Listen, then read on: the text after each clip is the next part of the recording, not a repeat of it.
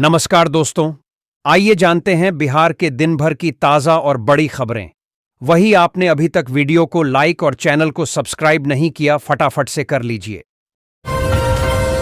देश में रसोई गैस सिलेंडर की बढ़ती कीमतें हमेशा से आम जनता के लिए चिंता का कारण रही हैं। हर महीने सिलेंडर के दामों में होने वाले बदलाव सीधे परिवार के बजट को प्रभावित करते हैं। ऐसे में केंद्र सरकार ने बजट पेश करते हुए एलपीजी सिलेंडर की कीमतों में बड़ी कटौती का ऐलान किया है। अब उपभोक्ताओं को सिलेंडर पर 450 रुपये की छूट मिलेगी। इसके लिए सरकार ने 1200 करोड़ रुपये का प्रावधान किया है। यह राहत खासकर आम लोगों और प्रधानमंत्री उज्ज्वला योजना के लाभार्थियों के लिए काफी अहम साबित होगी। गरीब और मजदूर वर्ग की महिलाएं अक्सर घरेलू खर्च, बच्चों की पढ़ाई और स्वास्थ्य जैसी जरूरतों को पूरा करने में बड़ी मुश्किलों का सामना करती हैं। इन्हीं महिलाओं को राहत देने के लिए सरकार ने महिला श्रमिक सम्मान योजना की शुरुआत की है। इस योजना के अंतर्गत योग्य महिलाओं को सीधे उनके बैंक खाते में 5,100 रुपये की एकमुश्त आर्थिक सहायता दी जाएगी। गोरौल वैशाली में मुख्यमंत्री नीतीश कुमार 12 सितंबर को डिग्री कॉलेज की आधारशिला रखेंगे। यह कॉलेज राजकीय उच्च माध्यमिक विद्यालय गोरौल की 7 एकड़ भूमि पर बनेगा। वैशाली विधानसभा में यह पहला डिग्री कॉलेज होगा जिसकी मांग लंबे समय से की जा रही थी। मुख्यमंत्री ने प्रगति यात्रा के दौरान इसकी घोषणा की थी, जिसके बाद शिक्षा विभाग ने मंजूरी दी। कार्यक्रम को लेकर प्रशासनिक तैयारियां जोरों पर हैं। नेपाल में इंटरनेट मीडिया प्रतिबंध और भ्रष्टाचार के खिलाफ हिंसा भड़क उठी है, जिसे नियंत्रित करने के लिए सेना तैनात है। इंडो नेपाल सीमा पर एसएसबी जवान हाई अलर्ट पर हैं। प्रदर्शनकारियों ने सरकारी दफ्तरों में आग लगा दी। फिर आज एपीएफ और नेपाली पुलिस हालात काबू करने में विफल रही है। जेएनजी आंदोलन के तीसरे दिन भी आग सुलगने लगी है। अब जेल ब्रेक की सूचना मिल रही है। सीतामढ़ी स्थित बैरगनिया के निकटवर्ती नेपाल के रौतहट जिला मुख्यालय स्थित गौर में मंगलवार की देर रात जेल ब्रेक कर जिला कारागार कार्यालय से 233 कैदियों को भगा दिया। इस जेल में 291 कैदी थे। नेपाल में जेएनजी आंदोलन हिंसक होने पर सरकार ने सेना तैनात कर दी है। काठमांडू में लूटपाट और आगजनी के आरोप में 27 लोग गिरफ्तार हुए हैं। पुलिस ने 33,70,000 नेपाली रुपये बरामद किए हैं और कई हथियार जब्त किए हैं। हिंसा में 23 पुलिसकर्मी और 3 नागरिक घायल हुए हैं। बिहार में वोटर अधिकार यात्रा की कामयाबी से उत्साहित कांग्रेस जल्द ही नए कार्यक्रम की घोषणा करेगी। नई दिल्ली में बिहार कोर टीम के साथ राहुल गांधी और मल्लिकार्जुन खड़गे की हुई बैठक में इस बात पर खास जोर दिया गया कि वोटर अधिकार यात्रा के बाद बने माहौल को अपने पक्ष में कायम रखने के लिए लगातार कार्यक्रम आयोजित होते रहने चाहिए। बिहार श्रम संसाधन विभाग की तरफ से निजी क्षेत्र की कंपनियों में भी दिव्यांगों को लगातार रोजगार उपलब्ध करवाया जा रहा है। इस कड़ी में एक बार फिर 15 सितंबर को बेगूसराय जिला नियोजनालय में जॉब कैंप का आयोजन किया जा रहा है। इस दौरान 25 बेरोजगारों को नौकरी उपलब्ध कराई जाएगी। बिहार शिक्षा विभाग में नया बवाल खड़ा हो गया है। हाल ही में विभाग की कमान संभालने वाले अपर मुख्य सचिव एसीएस बी राजेंद्र को सरकारी स्कूलों के शिक्षकों के फोन कॉल्स ने इतना परेशान कर दिया कि उन्हें नींद तक पूरी नहीं मिल रही थी। कभी शिकायत, कभी समस्या। रात के किसी भी पहर पर आने वाले ये कॉल अब सीधे बैन लिस्ट में डाल दिए गए हैं। बिहार के सभी लाइसेंसी शस्त्र धारकों को अपनी पिस्टल, रिवॉल्वर, राइफल, बंदूक का सत्यापन अपने तय किए थाने में हाजिर होकर कराना होगा। इसके लिए जिला दंडाधिकारी ने 11 से 14 सितंबर 2025 तक का समय निर्धारित किया है। ऐसे लाइसेंसी शस्त्र धारक जिन्होंने 20 जून 2025 से 28 जून 2025 तक अपने शस्त्र का थाने में सत्यापन नहीं कराया था, उन्हें शस्त्रों का सत्यापन करा लेना होगा। बिहार के मोतिहारी में साइबर अपराधियों पर पुलिस ने बड़ी कार्रवाई की है। नगर थाना क्षेत्र के एक साइबर कैफे से 2 शातिर ठग गिरफ्तार किए गए हैं, जो चोरी की बाइक और मोबाइल का इस्तेमाल कर यूपीआई फ्रॉड को अंजाम दे रहे थे। पश्चिम बंगाल की मुख्यमंत्री ममता बनर्जी आज से उत्तर बंगाल के 3 दिवसीय दौरे पर हैं। इस दौरान ममता बनर्जी उत्तर बंगाल को कई महत्वपूर्ण योजनाओं की सौगात देंगी। साथ ही अगले साल होने वाले विधानसभा चुनावों के लिए उत्तर बंगाल के टीएमसी नेताओं के साथ अहम रणनीतिक बैठक भी करेंगी। दूध से लेकर बिस्कुट और खाने के तेल से लेकर नमकीन के दाम कम होने में थोड़ा ज्यादा वक्त लग सकता है। दरअसल एफएमसीजी सेक्टर नए जीएसटी रेट के हिसाब से अपने आप को तैयार करने के लिए 30 दिन का समय चाह रहा है। अगर आप भी आने वाली 22 सितंबर का बेसब्री से इंतजार कर रहे हैं और सोच रहे हैं कि नए जीएसटी रेट का फायदा लेंगे, तो शायद आपको थोड़ा और इंतजार करना पड़ सकता है। कार और बाइक जैसे प्रोडक्ट पर तो नए जीएसटी स्लैब वाली कटौती का फायदा आपको 22 सितंबर से मिल जाएगा, मगर दूसरे प्रोडक्ट पर ऐसा होने में टाइम लग सकता है। एफएमसीजी सेक्टर के प्रोडक्ट में आपको रेट कम होने का फायदा मिलने में देरी हो सकती है। नेपाल में काठमांडू और अन्य हिस्सों में हिंसक विरोध प्रदर्शन जारी हैं। राष्ट्रपति रामचंद्र पौडेल ने प्रधानमंत्री केपी शर्मा ओली का इस्तीफा स्वीकार कर लिया है। नेपाल के हालात पर कांग्रेस पार्टी के सांसद मनीष तिवारी ने प्रतिक्रिया दी है। उन्होंने कहा कि दक्षिण एशियाई क्षेत्र को अस्थिर करने की कोशिश की जा रही है, इसलिए यह सोचना कि बांग्लादेश में जो हुआ और अब नेपाल में हो रहा है महज एक संयोग है, बेहद नासमझी होगी। कभी बैलगाड़ियों पर निर्भर पूर्णिया अब हवाई यात्रा के लिए तैयार है। पूर्णिया सदर विधानसभा क्षेत्र राजनीतिक रूप से महत्वपूर्ण है, लेकिन कांग्रेस यहां 48 वर्षों से जीत के लिए तरस रही है। 1952 से 1977 तक कांग्रेस का दबदबा था, लेकिन 1977 के बाद जनता पार्टी और फिर माकपा ने जीत हासिल की। वर्तमान में भाजपा का प्रतिनिधित्व है और कांग्रेस पूर्णिया पर विशेष ध्यान दे रही है। भागलपुर में विधानसभा चुनाव की तैयारी तेज हो गई है। जिला प्रशासन ने विधि व्यवस्था बनाए रखने के लिए बैठक की, जिसमें मतदान केंद्रों की मैपिंग और अपराधियों पर नकेल कसने के निर्देश दिए गए। सोशल मीडिया पर निगरानी और अवैध शराब के खिलाफ कार्रवाई पर भी जोर दिया गया। जिले में कुल 2678 मतदान केंद्र बनाए गए हैं।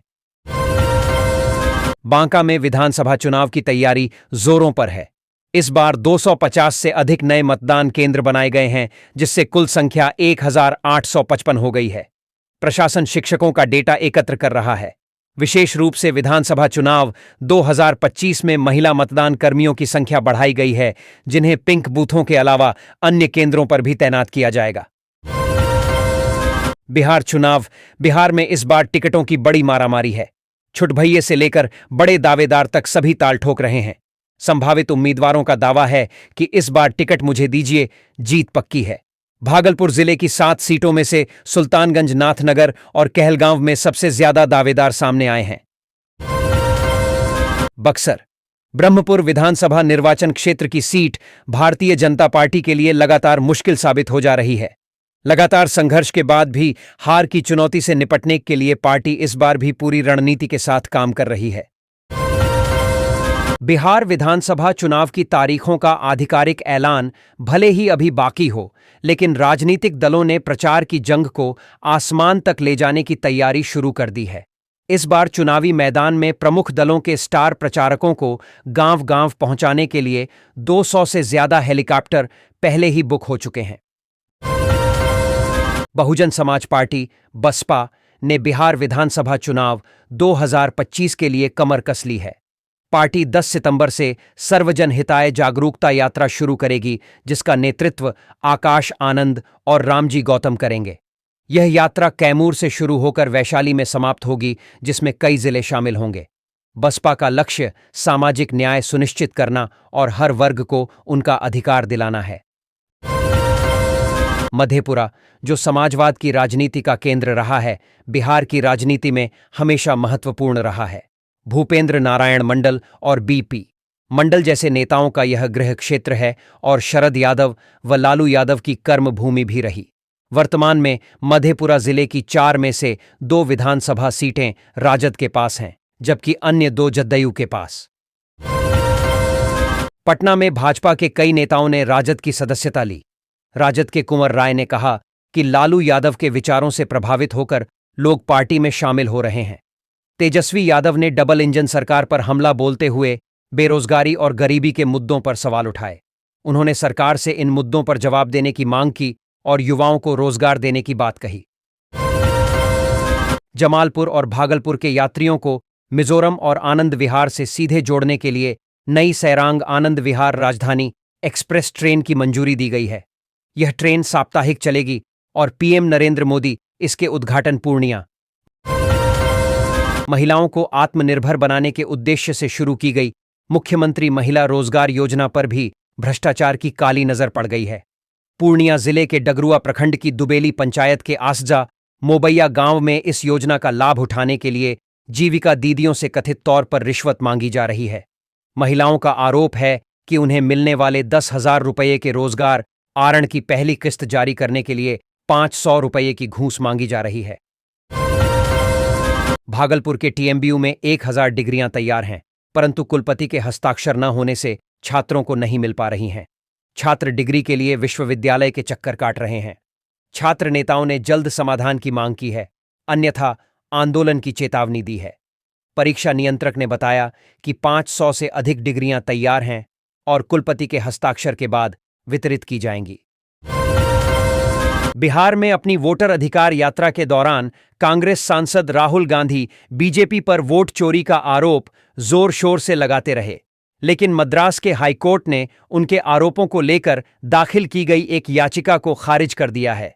इससे राहुल गांधी के आरोपों की विश्वसनीयता पर सवाल उठ रहे हैं। मद्रास हाईकोर्ट ने राहुल गांधी के वोट चोरी के आरोपों पर दायर एक जनहित याचिका PIL को खारिज कर दिया है।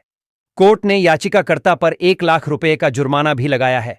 कोर्ट ने कहा कि याचिका पूरी तरह से गलत थी। यह फैसला मंगलवार को आया।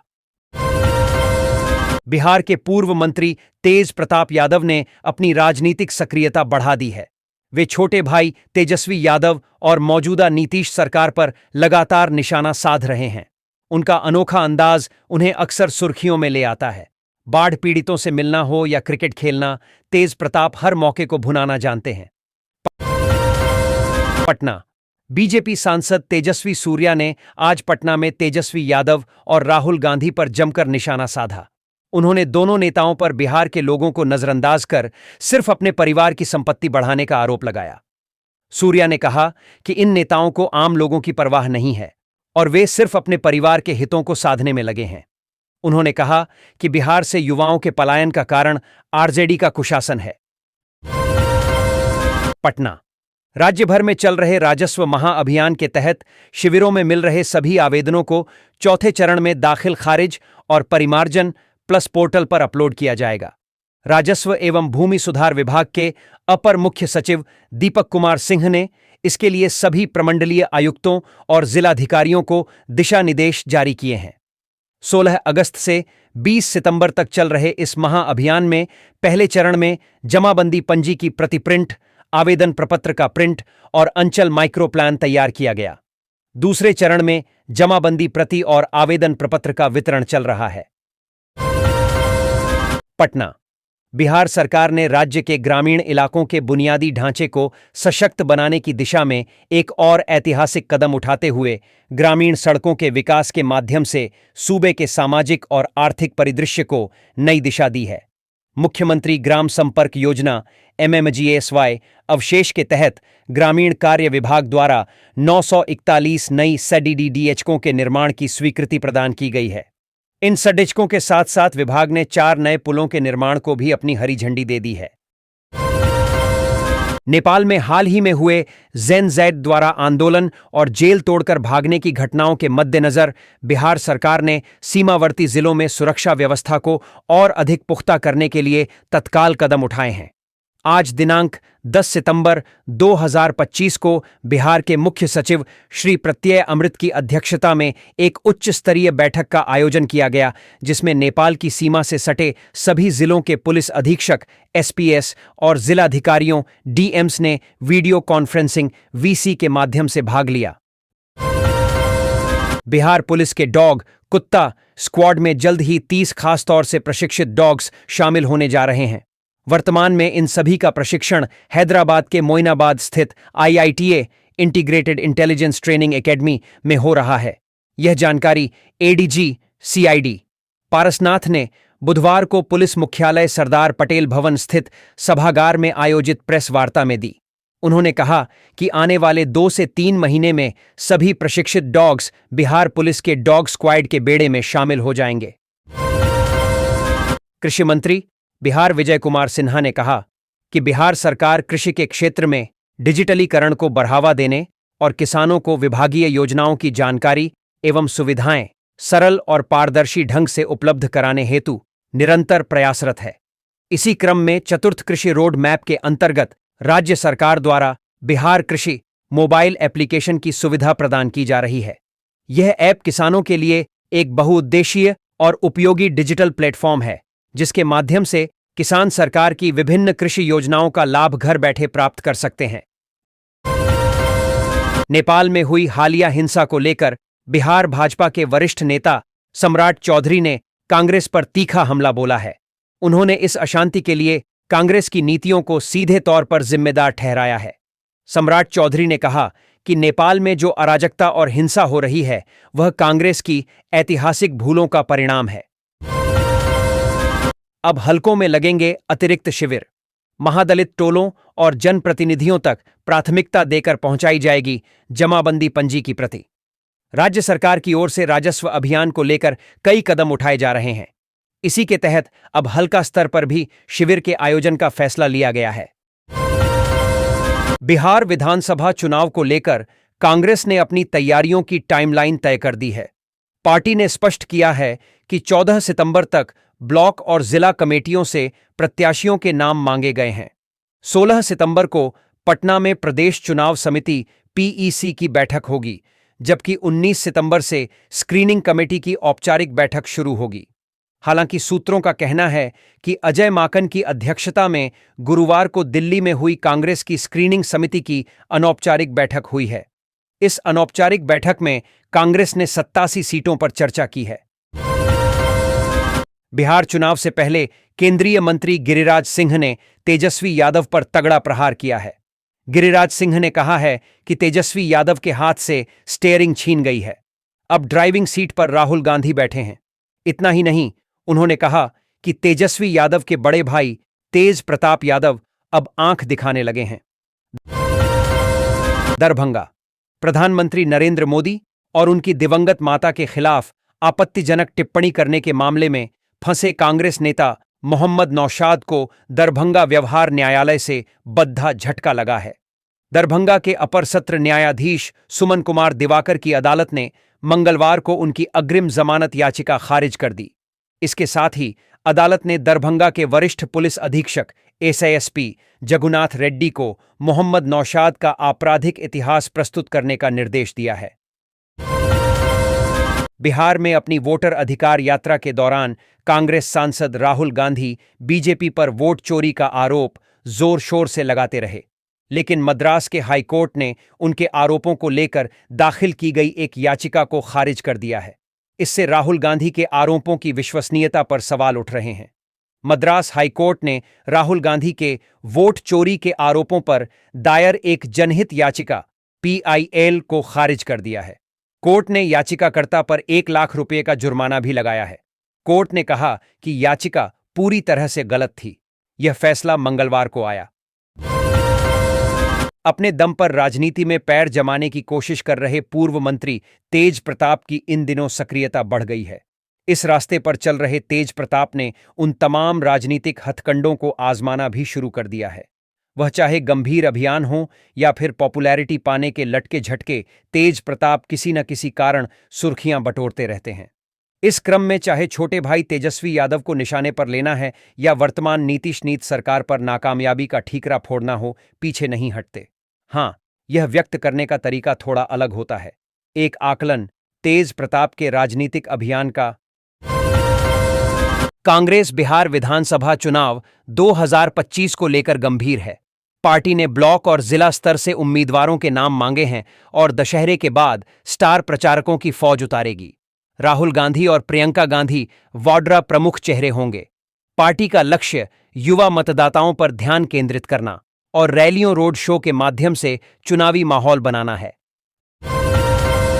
जमुई के जिला पदाधिकारी नवीन ने 85,000 युवाओं को मतदाता सूची में जोड़ने के लिए 16 सितंबर तक का समय दिया है। 18 से 19 आयु वर्ग की अनुमानित जनसंख्या 10,73,744 है, लेकिन सूची में केवल 22,472 नाम दर्ज हैं। यह 20% ही है। महिलाओं का लिंगानुपात भी 927 से घटकर 904 हुआ। बूथ लेवल अधिकारियों को गहन पुनरीक्षण और जागरूकता अभियान चलाने का निर्देश दिया गया है। बिहार में विधानसभा चुनाव नजदीक आते ही कांग्रेस सक्रिय हो गई है। पार्टी ने 14 सितंबर से भावी उम्मीदवारों के चयन की प्रक्रिया शुरू करने का फैसला किया है। कृष्णा अल्लाहवारू ने बताया कि प्रखंड और जिला कमेटियों को 14 सितंबर तक नाम प्रस्तावित करने के निर्देश दिए गए हैं।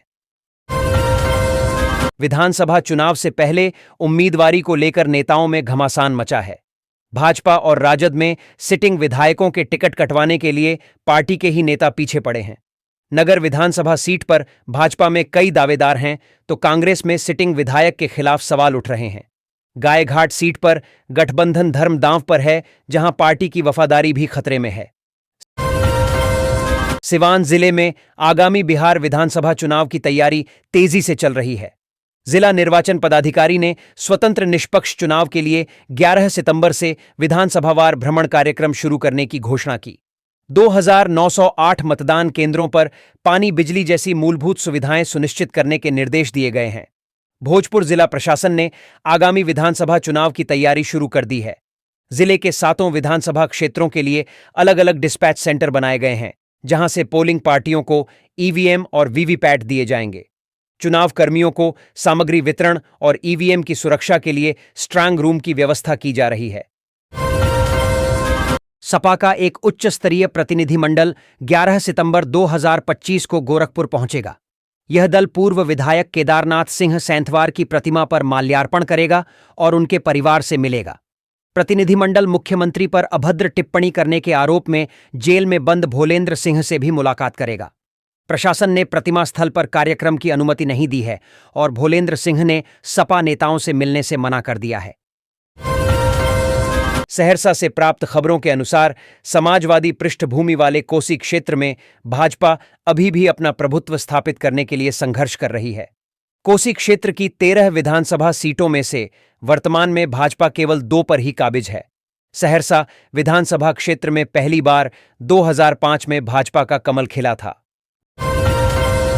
बक्सर और बलिया के बीच गंगा नदी पर बनने वाले 3 लेन के पुल के निर्माण में देरी हो रही है। प्रधानमंत्री मोदी ने मई 2025 में शिलान्यास किया था, लेकिन निविदा प्रक्रिया में सुस्ती के चलते काम शुरू नहीं हो सका।